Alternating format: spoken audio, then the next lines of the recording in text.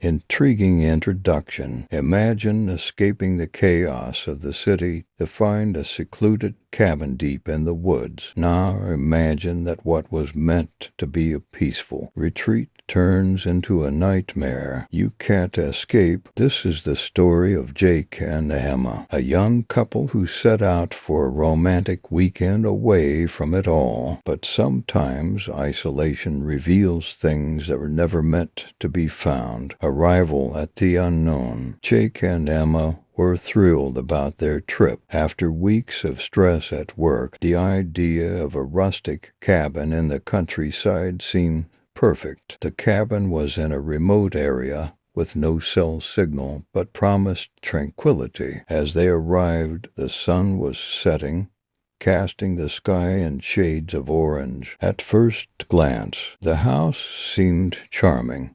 An old wooden structure with a small porch and windows, reflecting the golden glow of the evening. But as they stepped inside, the atmosphere shifted. The interior was cold despite the warmth outside, and there was a strange smell in the air, a mix of dampness and metal. The walls were adorned with old photos of people whose eyes seemed to follow you no matter where you stood. Jake tried to lighten the mood. Looks like we'll have some company this weekend. Emma laughed nervously, but something in her expression showed she wasn't entirely at ease. The first sign on their first night. While Emma was preparing dinner, Jake decided to explore the surroundings. Flashlight in hand, he wandered the property, but the further he ventured from the cabin, the denser and more oppressive the forest became. That's when he saw it. A small, moss-covered wooden shack hidden among the trees. It looked abandoned. Curious, Jake tried to approach, but was overcome by the distinct feeling that he was being watched. A chill ran down his spine, and he hurried back to the cabin. When he came inside, Emma noticed his pale face. "Are you okay?" "Yeah.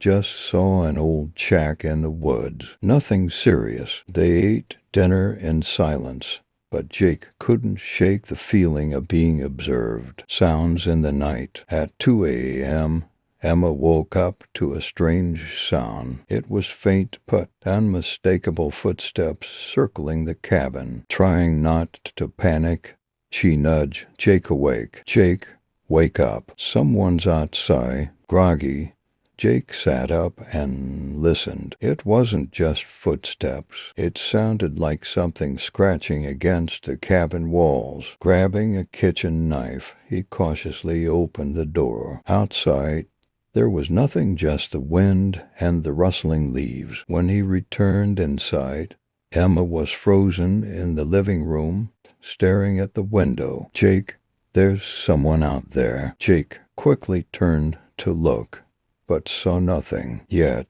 on the glass were marks, long, jagged scratches as if made by claws. The disturbing discovery. The next morning, still shaken from the night's events, Jake and Emma decided to explore the forest further. They wanted to leave, but the car wouldn't start. With no choice, they walked to the shack Jake had seen the day before. Inside, the stench was overwhelming, a mix of decay and chemicals. In the center of the shack was a table cluttered with papers and old photos. Some of the pictures were of the same people whose portraits adorned the cabin walls. Others were of distorted figures with twisted faces and pitch-black eyes. Emma found a dusty journal. Its pages detail rituals, invocations, and mentions of something that lived in the forest. The last entry sent chills down their spines. They're always watching, and once you see them, they'll never leave you. The true horror. That night, everything unraveled. Sounds came from every direction, knocking on doors. Distant laughter, the sound of footsteps running across the porch. When Jake stepped outside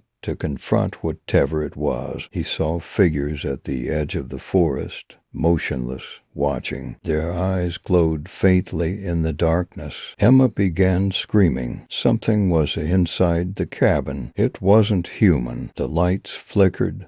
The air grew heavy, and they were trapped. The last thing Jake saw before losing consciousness was Emma being dragged into the darkness by something he couldn't describe. Chilling conclusion. The next morning, the police found the cabin empty. The car was still parked outside, but there was no sign of Jake or Emma, only scratch marks on the walls and a single word scrawled on the fogged-up mirror, watching. So next time you plan a weekend getaway to an isolated cabin, make sure you're truly alone, because sometimes the silence hides more than just peace.